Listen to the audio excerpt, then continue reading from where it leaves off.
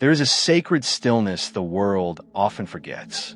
Beneath the noise, beyond the urgency, deeper than the constant hum of responsibilities and distractions, there is a place where your soul can breathe again.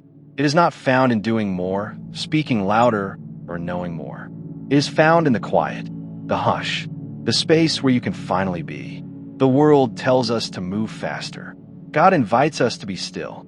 Scripture says, "Be still and know that I am God." This isn't a passive suggestion. It's an active calling, a sacred pause in the rhythm of our lives. In the stillness, you are not escaping life. You are returning to its center, to God, who is not distant or demanding, but near and gentle. Stillness is not the absence of life. It is the fullness of presence. Jesus himself often withdrew to quiet places, not because he was overwhelmed, but because he knew where strength came from. In the hills, in the garden, beside the sea, he sought silence to commune with the Father. In doing so, he showed us that silence is not empty. It is sacred. It is where love speaks without sound. So much of our life is spent reacting to news, to emails, to expectations. But in stillness, we shift from reacting to receiving. We become open again, teachable, aware. Our hearts start to whisper what they've been aching to say. And if we're brave enough to listen, we begin to hear not just ourselves, but God. Not in thunder, not in earthquake, not in fire, but in a gentle whisper. Remember Elijah? On the mountain, expecting God in dramatic force. But God wasn't in the wind or fire. He was in the whisper. God could have shouted, but he chose a whisper because he was close enough to be heard. Stillness does not mean we have everything figured out.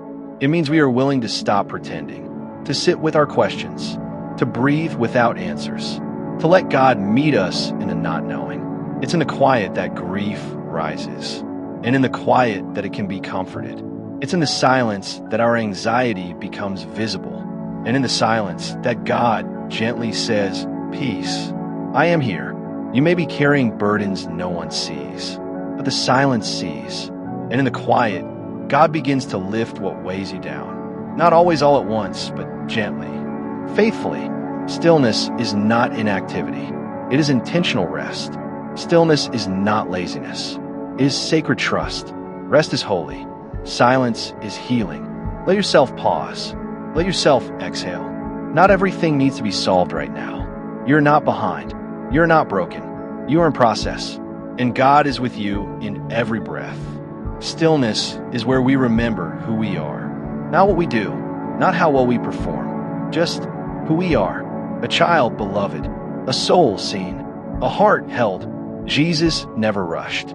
Even when others thought he should. He waited. He listened. He wept. He walked slowly because love is never in a hurry.